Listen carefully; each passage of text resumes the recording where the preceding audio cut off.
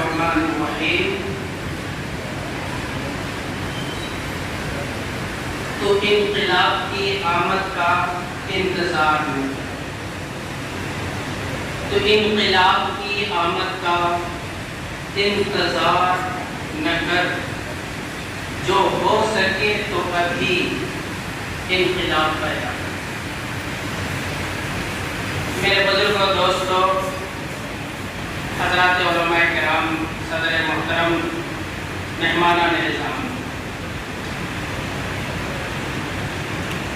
ہمیں بہت دیر گفتگو نہیں کرنی ہے. یہ اللہ کا بڑا کرم ہے کہ اللہ تبارک و تعالی نے ہم سب کو مدارس اسلامیہ کی خدمات کا موقع عنایت فرمایا. ایک دوسری بات ہمارے ذہن و دماغ میں یہ رکھنا چاہیے اور پوری مضبوطی سے کہ مدارس اسلامیہ جتنے بھی ہیں،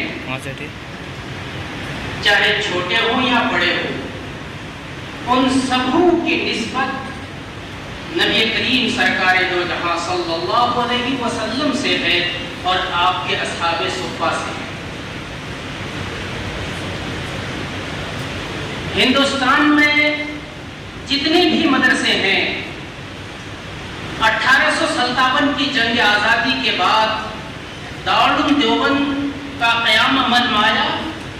دارالعلوم دیوبند کا قیام محض ایک مدرسے کی شکل میں نہیں تھا، بلکہ وہ ایک تحریک تھی، اور اس تحریک کے بینر تلے پورے ہندوستان میں مدارس اور مکاتب کے جال کو پھیلایا.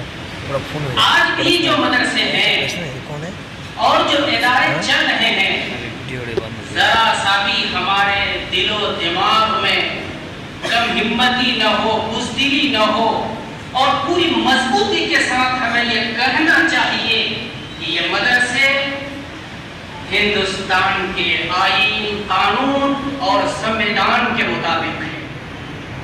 آرٹیکل 30 اگر دیکھیں گے آپ، آرٹیکل 30 اس میں واضح طور پر اقلیتوں کو اپنے پسند کے ادارے کھولنے کی مکمل آزادی دی گئی ہے، مکمل اختیار دیا گیا ہے. یہ ہے کہ کوئی بھی مدرسہ ہندوستان کے قانون کے خلاف نہیں ہے، بلکہ اس ملک کی سب سے بڑی ضرورت ہے. حکومت کی طرف سے آواز بلند کی جاتی ہے، مفت ایجوکیشن، مفت تعلیم. آج پوری ہندوستان کا سروے کر لیجئے، اگر اس پر عمل پیرا ہے تو وہ صرف اور صرف مدارس اسلامیہ ہے. مدارس اسلامیہ کے علاوہ کوئی سوسائٹی، کوئی تنظیم، کوئی ادارہ ایسا نہیں ہے جو اس فارمولے پر عمل پیرا ہے. تو یقیناً یہ مدارس اسلامیہ چاہے مکاتب کی شکل میں ہو، چاہے وہاں پر قیام و طعام کا انتظام ہو، یہ سب کے سب حکومت کے لیے اپوزیشن کی حیثیت نہیں ہے، بلکہ اس کے لیے معاون اور مددگار ہے.